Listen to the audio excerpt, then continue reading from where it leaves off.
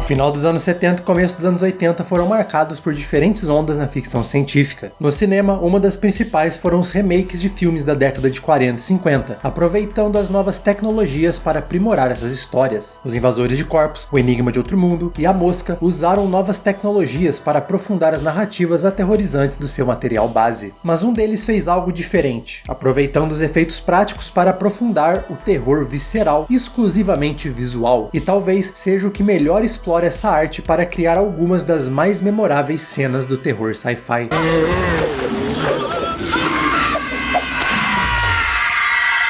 Diferente de outros remakes da época com suas muitas camadas, temas e discussões sociais, A Bolha Assassina, grande clássico da TV aberta aqui no Brasil, tem como foco a sua camada visual e uma tentativa muito bem sucedida de extrapolar os limites dos efeitos práticos para entregar a história do indescritível terror gosmento que atormenta toda uma cidade, em um dos mais impactantes remakes daquela década, extremamente criativo, visualmente brutal e surpreendentemente assustador.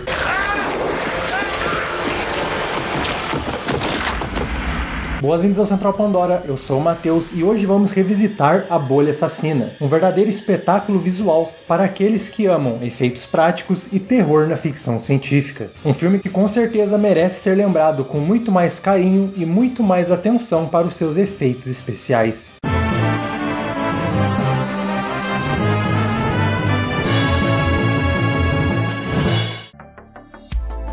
A Bolha Assassina é um filme incrível em diferentes aspectos, principalmente em seus efeitos fantásticos. Mas antes de relembrar o terror sem forma lançado em 1988, primeiro precisamos voltar um pouco no passado, antes mesmo de 1958. Precisamos voltar para 1950, para um evento real. Sim, A Bolha Assassina é baseada em uma história real. 1950, Pensilvânia. 2 policiais afirmaram ter visto um OVNI cair do céu, e ao verificar, encontraram apenas uma gosma com uma tonalidade roxa que, segundo eles, rastejou pelo campo aberto, e quando um deles tocou na substância misteriosa, ela simplesmente dissolveu. E então, é isso, basicamente. Ao que tudo indica, eles simplesmente encontraram geleia estelar no campo, algo que é completamente natural, e do planeta Terra. Mas com a paranoia das invasões e as muitas histórias de OVNIs que estavam ganhando espaço naquela época, a história da bolha misteriosa acabou saindo em vários tabloides, o que inspirou Irving Millgate a criar a história que em 1958 ganharia sua primeira adaptação cinematográfica. Dirigido por Irving Irwin Jr. e Russell Dougherty Jr., A Bolha é um grande exemplo de um filme B de ficção científica dos anos 50. Um verdadeiro clássico. A história mostra como um meteoro cai na cidade de Pensilvânia e traz dentro de si uma criatura sem forma, uma bolha, que anda pela cidade e consome seres vivos. E quanto mais ela consome, mais ela cresce. E quanto mais ela cresce, mais ela quer consumir. Infelizmente, apenas os adolescentes da cidade descobrem sobre a criatura, e a demora das autoridades em acreditar neles e fazer algo dá tempo para a bolha cometer uma verdadeira chacina. A bolha tem muitos elementos interessantes, como a própria ideia da criatura, que era bem original para a época, sem contar ser o primeiro papel de protagonista da lenda de Hollywood Steve McQueen, fazendo o adolescente Steve Andrews. Adolescente. E não posso deixar de fora que esse filme tem, possivelmente, a melhor abertura da história dos filmes de ficção científica. Enquanto é interessante em premissa e até em alguns efeitos, como o da própria bolha, que foi feita de silicone e corante alimentício, com ela ficando cada vez mais vermelha conforme consome mais seres vivos, e também a sua combinação de maquetes e jogo de câmera, além das pinturas para entregar o tamanho assustador da bolha, infelizmente, ele é um filme que foi limitado pela sua época. Com o código de Hays em pleno vapor, grupos conservadores baniram completamente a violência dos filmes. Com isso, é um filme inofensivo até demais. Mesmo que o seu terror seja implícito, ele não alcança o potencial que poderia e deveria ter. A bolha tem uma narrativa relativamente fraca, e sem a presença do horror visual, ela não se destaca muito entre os filmes da mesma época, como o genial A Mosca da Cabeça Branca, que é do mesmo ano. O seu grande trunfo é realmente a premissa da própria bolha. A falta de recursos e o cenário de Hollywood não ajudaram a elevar a história, que tem até um final bem criativo. O massacre causado pelo organismo acaba quando eles descobrem que a sua fraqueza é o frio. CO2. Hey, that's it. It's cold. That's why it didn't come in the icebox after us. It can't stand cold. E após usarem muito CO2 para congelá-la, o filme acaba com a Força Aérea jogando a bolha no Ártico. I don't think it can be killed, but at least we've got it stopped. Yeah, as long as the Arctic stays cold, huh? Até um pouco profético, diga-se de passagem. Apesar de não ter sido um filme muito querido para a época, ou até mesmo assustador, ele acabou se tornando um verdadeiro clássico B, figurinha carimbada nas sessões duplas de ficção científica por toda aquela década. Ele fez sucesso suficiente para em 1972 ganhar uma sequência, que é praticamente esquecida. Cuidado! A Bolha, ou ainda O Filho da Bolha, é uma continuação direta do primeiro filme, mas é muito mais um remake do que qualquer outra coisa. É um filme independente que falhou em replicar o charme ou até mesmo a criatividade do primeiro. Curiosamente, com efeitos até piores. Definitivamente nada marcante, ele não conseguiu expandir os pontos positivos do original, um erro que a versão de 1988 não cometeu. Com roteiro de Chuck Russell, que também é diretor, e de Frank Darabont. Sim, o Frank Darabont de O Nevoeiro, Um Sonho de Liberdade e A Espera de um Milagre. A Bolha Assassina, de 1988, é um remake quase cena por cena da versão de 58, mas com muito mais surpresas para quem conhece ou não a história.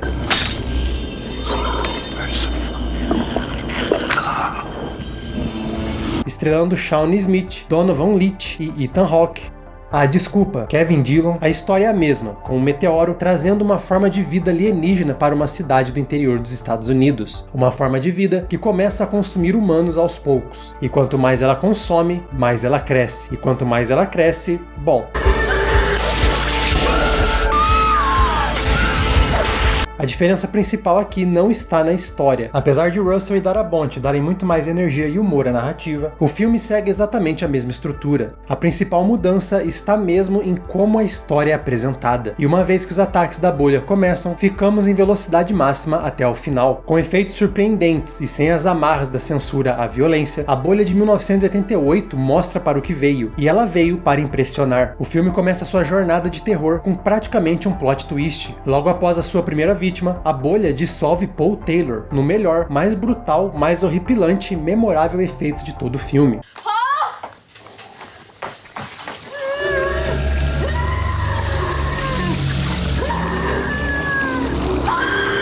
A obra consegue criar horror de uma maneira curiosa, mostrando que ninguém está seguro. Paul Taylor é apresentado como o protagonista. Ele representa o personagem de McQueen do original, mas o filme não só acaba com ele rapidamente, como faz questão de mostrar que é uma morte horrível. É algo que pega todo mundo de surpresa, já que ninguém estava esperando uma quebra tão grande de um padrão que, honestamente, todos os filmes daquela época tinham. Então, se o filme mata o seu protagonista desse jeito, logo no primeiro ato, então absolutamente ninguém mais está a salvo. E diga-se de passagem, essa cena foi responsável por me fazer nunca entrar em um lugar sem olhar para o teto por muitos anos da minha vida. Esse tema se mantém durante todo o filme. Todo personagem, que em qualquer outro filme sobreviveria, talvez até seria um herói, exatamente como acontece no original, tem um final terrível nessa versão.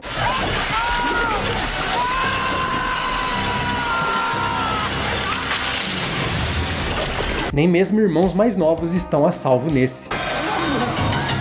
Essa versão da bolha é possivelmente a mais cruel criatura em um terror sci-fi nas últimas décadas. E para criar ela foi um trabalho gigantesco. A miniatura usada no filme pesava nada menos do que 90 quilos. A miniatura. O grande diferencial da bolha nessa versão é que ela interage diretamente com os atores e outros efeitos práticos. Enquanto outros filmes possuem efeitos visualmente mais complexos, com muito mais partes pequenas interligadas e se movendo, a bolha é difícil justamente por ser uma unidade gigante, disforme e gosmenta. Conseguir fazer uma criatura que é ao mesmo tempo uma bola rosa de gosma, mas que se move, é ágil e principalmente tem um aspecto mais fluido e de escorrido do que uma aparência mais sólida e contida, foi difícil para toda a equipe. Foram usadas diferentes técnicas de marionetismo para movê-la e várias colchas pequenas de seda com bolsos cheios de metilcelulose para o aspecto único da criatura. Sempre em movimento, sempre fluida, sempre gosmenta. Camadas e camadas de metilcelulose fizeram com que os marionetistas acabassem um dia todos viscosos. Para a criatura parecer gigante foi incorporado composição básica, com miniaturas, jogo de câmera e também um uso básico da tela verde. Enquanto algumas vezes eles são óbvios, muitas vezes é difícil dizer que estamos olhando para miniaturas.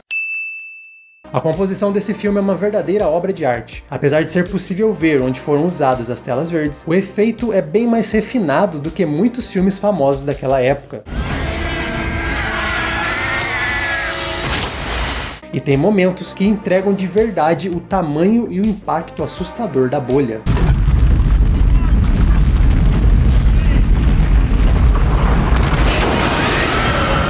Praticamente todas as mortes são feitas com o máximo do que os efeitos práticos poderiam oferecer.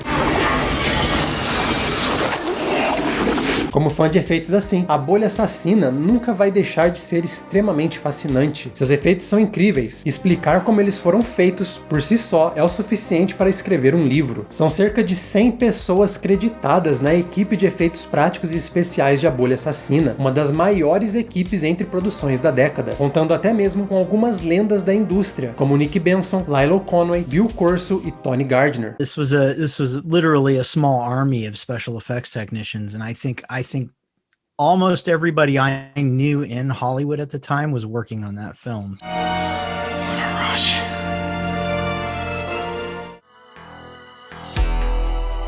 Mas eu tenho algo para dizer para vocês. Na verdade, confessar. Eu menti quando disse que A Bolha Assassina só tem um visual fascinante para oferecer. Na verdade, ele é um filme que também explora o seu contexto histórico, os sentimentos dos Estados Unidos e que não apenas subverte os tropos dos filmes de terror, como também subverte as expectativas da sociedade. A Bolha Assassina também é uma obra que questiona pontos políticos, fala da hipocrisia do American Way of Life e talvez, mais importante, é um filme punk. A Bolha Assassina tem como um de seus pontos altos os seus personagens. Praticamente todos são bem construídos. Isso traz uma certa tragédia por trás de cada morte. Tirando algumas, todas as mortes do filme são impactantes por causa disso, algumas até mesmo tristes. Talvez o que até ajude a aumentar o terror, afinal, vemos pessoas boas e com vários planos sendo consumidas em instantes. Há apenas uma morte que torcemos para acontecer. Duas.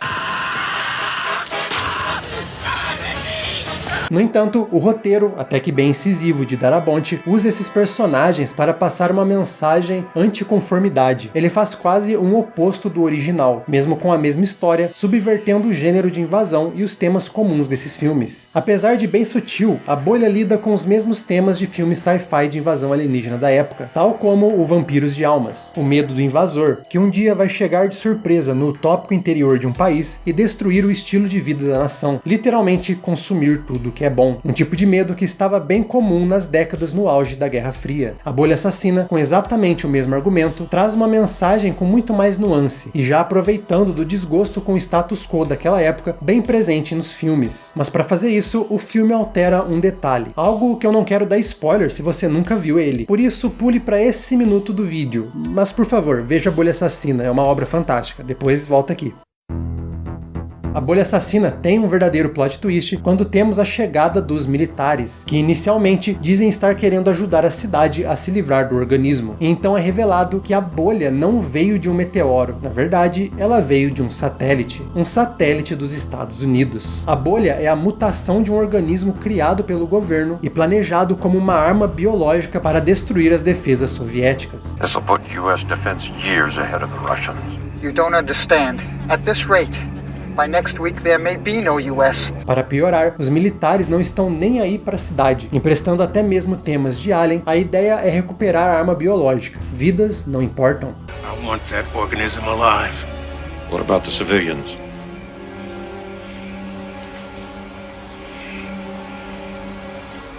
They're expendable. Todas as autoridades do filme são mostradas como malignas, incompetentes ou simplesmente incapazes de resolver os problemas causados pelo organismo. O xerife, grande símbolo de lei e ordem em filmes hollywoodianos, não simplesmente morre, ele morre sem conseguir fazer absolutamente nada.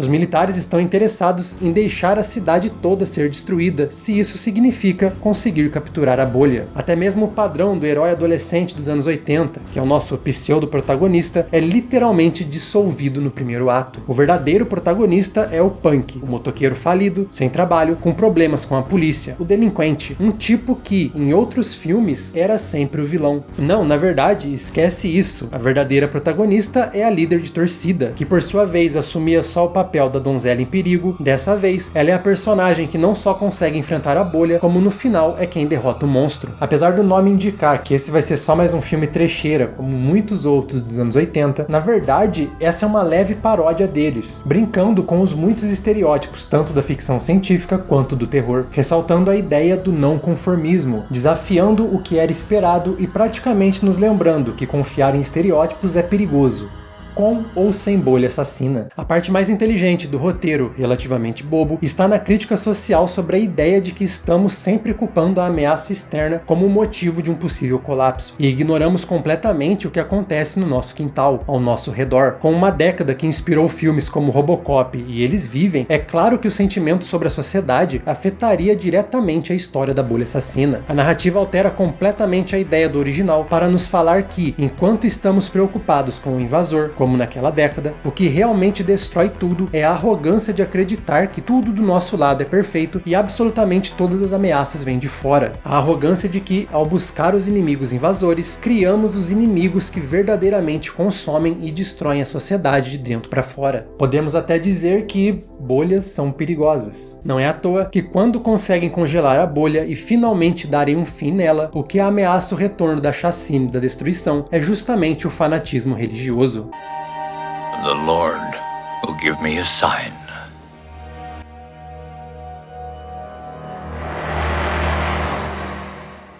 A Bolha Assassina tem sim muito mais a oferecer do que os seus efeitos práticos e visuais. É, na verdade, um filme com diferentes camadas e mensagens, que explora temas relativamente profundos e que, honestamente, é muito mais inteligente do que um filme chamado A Bolha Assassina deveria ser. É uma obra fascinante por mais de um motivo, e é realmente interessante ver como ele aproveita para dar propósito para toda a carnificina e o grotesco que está em tela. É com certeza um remake muito bom, enquanto ele realmente não chega no nível de qualidade de outros grandes filmes daquela década, sem dúvidas merece ser lembrado pelo que ele nos proporciona. A Bolha Assassina não é nenhuma obra-prima impecável, longe disso. Ele é perfeito em seus efeitos práticos, mas não é excelente em muitos outros aspectos, o que talvez impediu que ele se tornasse um clássico imediato. Com atores carismáticos dando vida a personagens adoráveis, esse é um filme divertido de ser assistido, que acerta em suas cenas de ação e acerta ainda mais nas de terror. É assustador, engraçado e até mesmo trágico em alguns momentos, e seus temas tornam esse um filme quase completo, mesmo que longe da excelência. Sem contar que a frase do pôster, "Grite agora, enquanto você ainda pode respirar", ajuda a aumentar a tensão e o terror de imaginar ser consumido por essa criatura. No espaço, ninguém pode te ouvir gritar. Dentro da bolha, você nem ao menos pode tentar. A Bolha Assassina, tal como o original, não foi tão bem com a crítica. A bilheteria também não foi das melhores. Ele não teve nem chance de conseguir superar a competição da época. Felizmente, com o tempo, principalmente por causa do mercado de VHS e essa capa aterrorizante, a Bolha Assassina acabou se tornando um clássico cult, com as pessoas passando a valorizar cada vez mais os seus efeitos e também as suas mensagens. You gotta have faith. Ele acabou se tornando querido por criadores de ficção científica, em Os Caça-Fantasmas 2, Seres Rastejantes e até mais recentemente em Stranger Things. A bolha não ficou apenas no Ártico, ou então presa em um pote. Ela se tornou também um gigante da ficção científica e um de seus monstros mais memoráveis. E com isso temos A Bolha Assassina, um filme que é surpreendente de muitas maneiras, mas que com certeza merece estar na memória de todos os fãs da ficção científica.